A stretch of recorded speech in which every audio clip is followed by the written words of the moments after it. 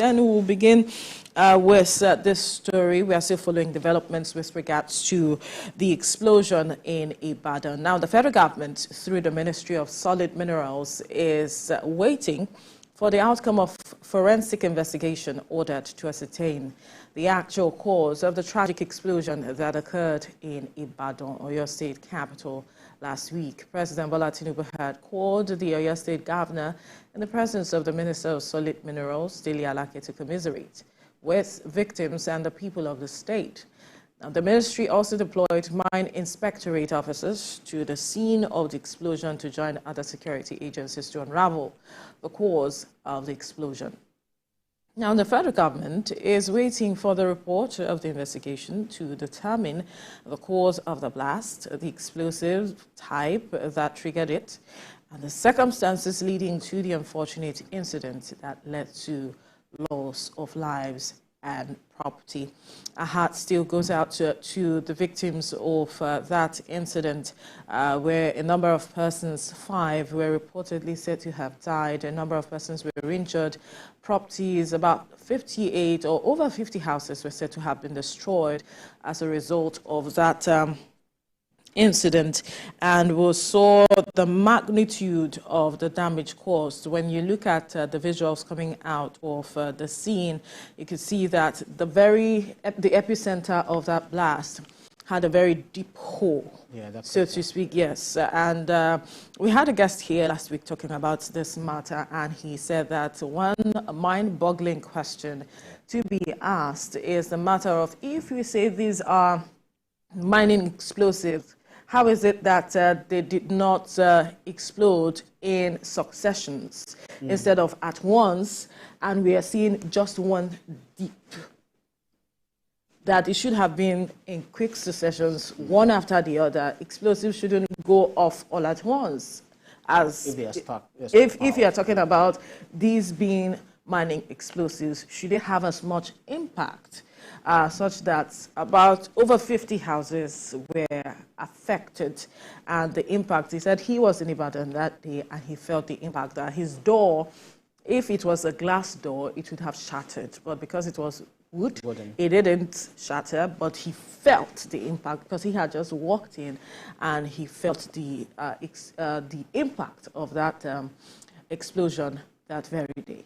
Well, so many questions have been thrown up, and then investigations, are really ongoing, and we expect that something, reasonable will come out. Concrete of the investigation. should come out, yes. Yeah. So the thing is, some of the questions I also asked is some of the houses that were affected.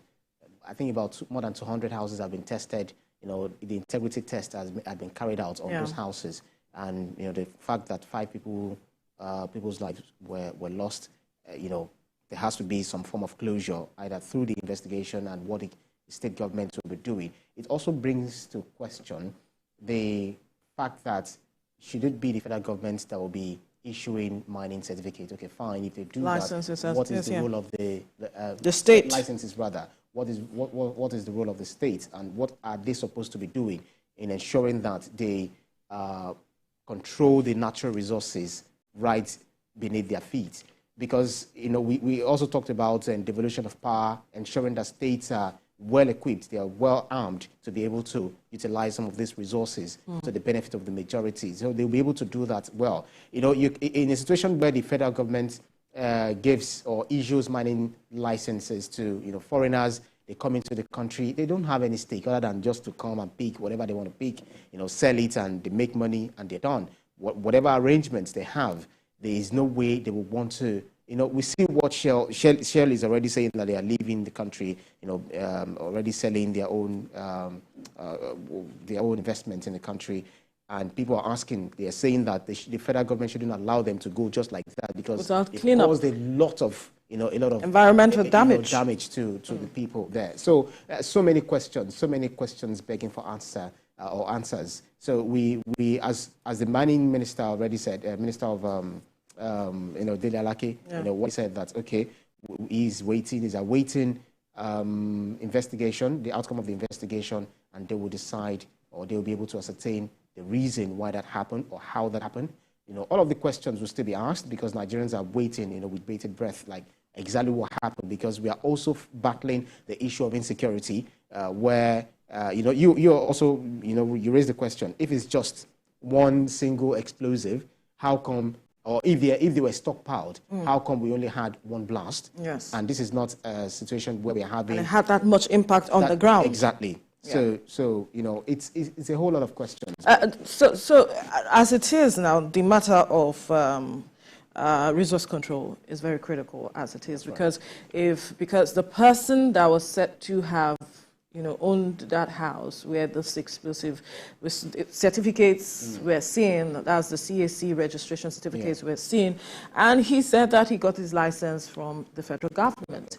As it is, he has no recourse to the CAC state government he has nothing. He said he is, according to reports, he is doing what is necessary, paying his tax, CSR, he is doing that and all of it.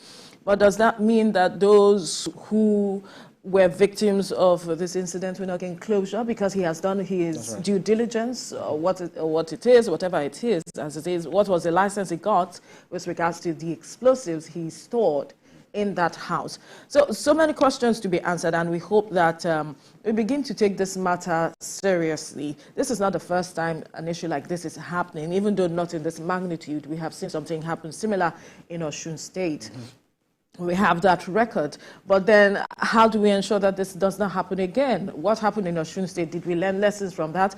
Are we learning lessons from this such that we do what is necessary to ensure that we monitor this thing? So if the federal government says, okay, it is still holding on to the control, how are you bringing in the states in to monitor who you are giving licenses, to follow through with ensuring their security of lives and property as it is?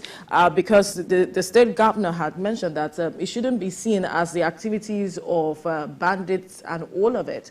But people are reading whatever it is that they want to do, giving it different interpretation. Looking at what is happening on a larger scale, as we're still talking about the issue in the one that the FCT talked about, the one in Kaduna. Mining problems, mining activities leading to insecurity in Zamfara, all of those things all together. This person's name, so I don't forget, the foreigner is Sawani Yusuf. I think they said he's a Malian or something. Yeah, he's a Malian, as it is. So, so many questions. Yes, Nigerians see something, say something. That is what it is when we talk about security. But how many persons have raised their voice and nothing was done? So I guess we need to learn our lessons and see what is needed to bridge that gap so that we do not allow this happen again.